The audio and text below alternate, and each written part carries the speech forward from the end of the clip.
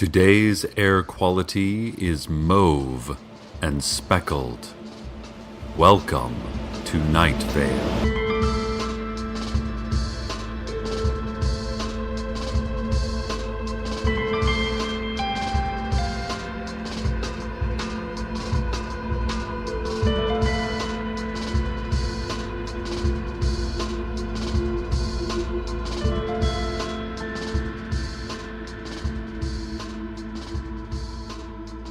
Representatives from the greater medical insurance community announced this week that major insurance providers would no longer cover government-disseminated illnesses.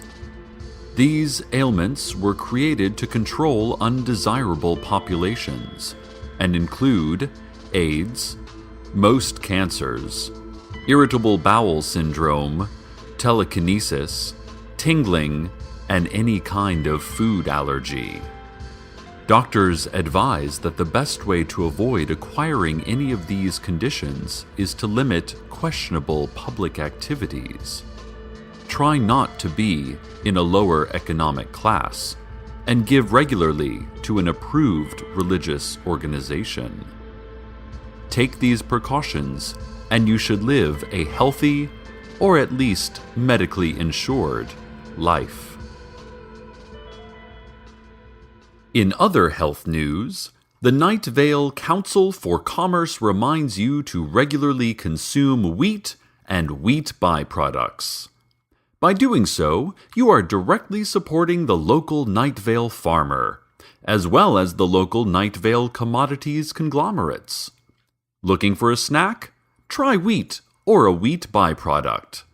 Dinner? Wheat and or its byproduct.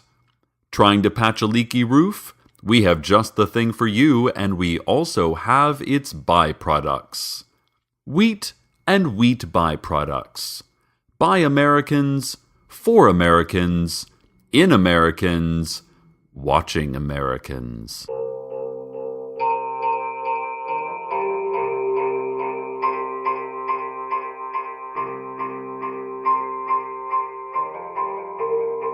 New information on the Apache Tracker, who you might remember as that white guy who wears the cartoonishly inaccurate and offensive Indian headdress, and who disappeared some weeks ago after investigating the strange occurrences at the Night Vale post office.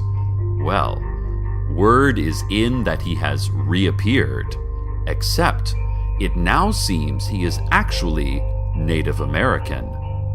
Witnesses say his features are still recognizable, but during the disappearance he is transformed into that which he always absurdly claimed to be. More explanation, of course, is needed, but the Apache Tracker is also now only able to speak Russian, and I did not bother to get his statement translated. Apparently, he has been taking to leaning on the hood of an old Honda Accord in the parking lot of the Desert Flower Bowling Alley and Arcade Fun Complex, shaking his head slowly and checking his watch. Does his complete racial transformation make his previous actions less offensive, listeners? Write us a letter telling us what you think, and then put it away in a drawer for 10 years. Reading it again, you'll get a little pang of nostalgia for the person you used to be once upon a time. The City Council today issued a strong warning against the manufacture and sale of discount bloodstones. They say that these bloodstones of inferior design and construction have the potential to cause major accidents in even common, day-to-day chanting rituals. These accidents have included, in just the past few months, locust swarms, pus tornadoes, and the creation and subsequent obliteration of a mirror version of Night Vale, forcing all of us to watch our identical counterparts perish, and thus confront the inevitability of our own futures. Anyone caught selling these bloodstones will be put into the dark box, pending erasure from recorded history. The lesser charge of buying or possessing them will be met with mere summary execution. Critics charge that the City Council is lying about all of this, due to the fact that the council owns the only certified bloodstone factory in town. But the council has vehemently denied this charge by gibbering, howling, and knocking over microphones.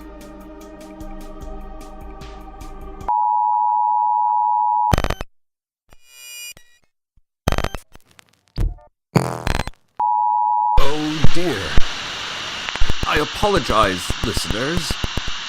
We at Night Vale Community Radio are experiencing the following technical problems. The need for air, eye movement, and gooey stuff inside. Please stand by.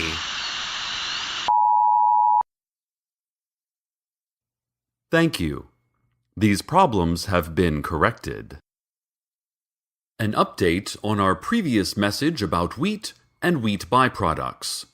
You should not eat wheat or wheat byproducts, say several frantic scientists waving clipboards in our studio. As it turns out, all wheat and wheat byproducts, for unknown reasons, have turned into venomous snakes, which are crawling all over our small city, causing even more chaos than is normal. These snakes have been described as terrifying, loathsome, and probably from the bowels of hell itself. Also, green and 3 feet long. If you have any wheat or wheat byproducts in your home, you are almost certainly already dead. Sorry about that. Property taxes are going up again, Night Vale. Several citizens are justifiably upset over this latest increase, but municipal services do, after all, cost money.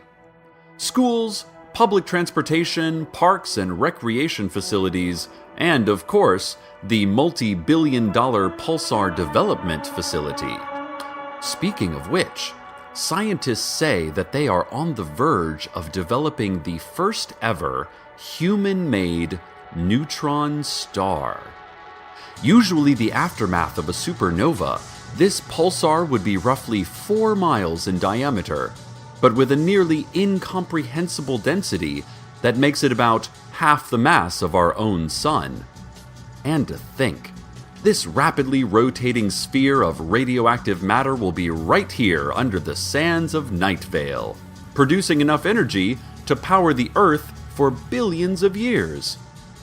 The city of Night Vale plans to use the pulsar to light the high school football stadium, which still uses whale oil lamps. John Peters, the farmer, is particularly upset, not only about the pulsar development, but also about the higher taxes. As owner of more than 150 acres, John will certainly have to pay a large share. And given that John is a peach farmer in a desert, he hasn't actually raised a successful crop ever.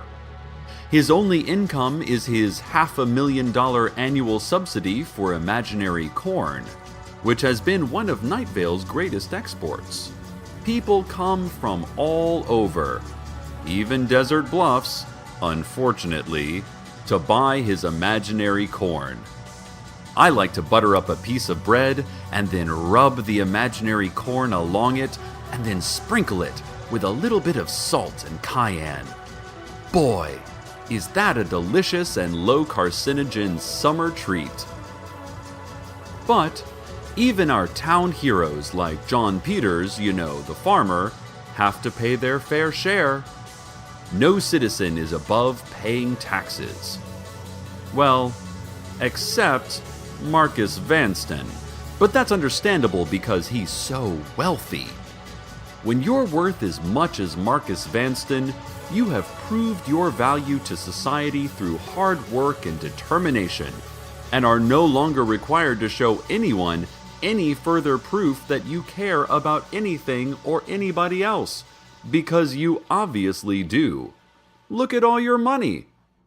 According to some, Marcus is worth over $5 billion. And that's 5 billion reasons Marcus is our town's greatest citizen. Further updates on wheat and wheat byproducts. The good news is that they are no longer poisonous serpents.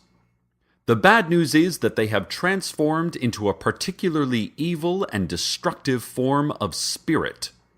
Please be aware that wheat and wheat byproducts are now malevolent and violent supernatural forces, capable of physically moving objects up to 200 pounds and entering human souls of up to soul strength 4. The frantic scientists, who are now hopping up and down just outside my recording booth, indicating various charts and figures, recommend creating a simple lean-to out of animal bones and mud, such as you might have made and played in as a child, and hiding there until the spiritual forces of wheat and wheat byproducts have passed. A reminder to all Night Vale citizens that the annual Sorrow Songs Sing-Along is this Thursday. There will be a potluck lunch, and the softball team will be selling refreshments to fund things that each of them individually want to buy for themselves. Anyone who has their own sorrow song they'd like to add to our communal vocal malaise should submit it to City Hall by Tuesday at the latest. Remember that low moans and minor key chants do not count.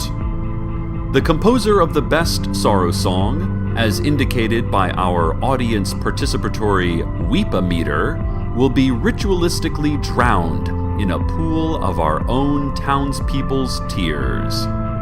Good luck! Listeners, the City Council, for national security reasons, have replaced the following report with the sound of a burbling brook, followed by the sound of a running blender. Friends, listeners, there's a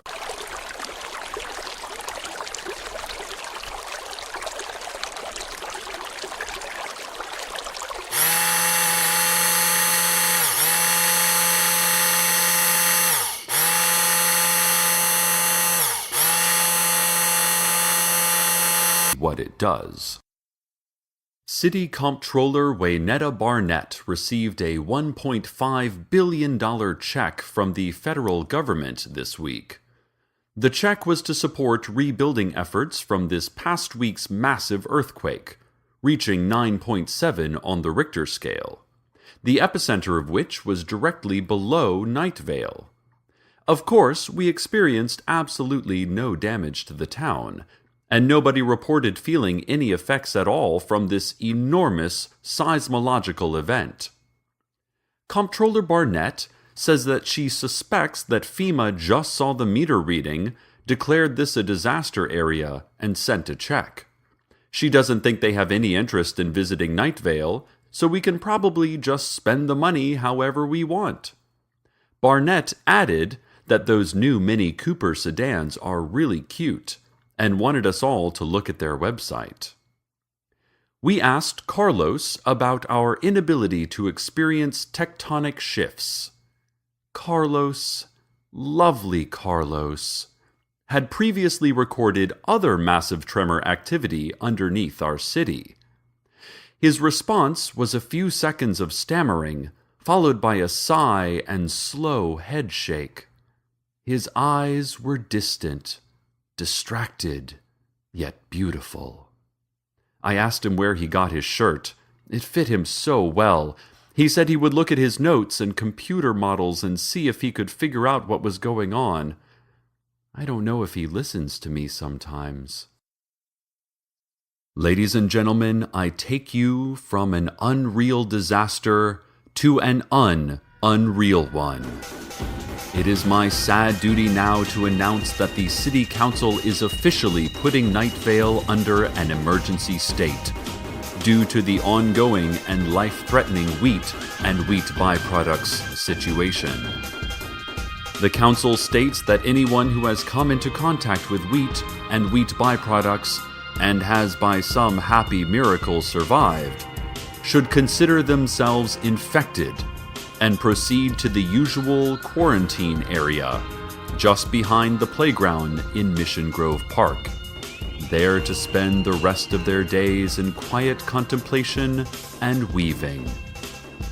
Everyone else should head immediately to the wheat and wheat byproduct shelter that has been sitting unused for decades under the public library. When asked why a wheat and wheat byproduct shelter already existed, the City Council answered simply, prophecy. May you all be safe. May you all be well. May you be strong and flexible with ruddy cheeks and legs like tree trunks. And now, the weather.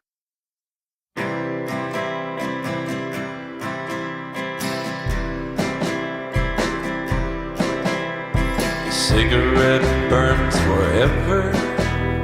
The messages spliced together. Now I would never let her. But where did people go to get her? You took me to the private party and swore that they would not cart me. Drive careful lest they hear you, when all the time they learn to fear you. Sidewinder drinks and gambles, the gold digger strikes his damsels. When I lost the magic sandals, I said some things I could not handle. Going 90 off my star, it's always flashing by as the flame retards. Don't you wanna be some other? And all the people had to drug each other. Fell into a life of leisure. I saw into a path of pleasure. And don't it make it that much better to find a cigarette that burns forever?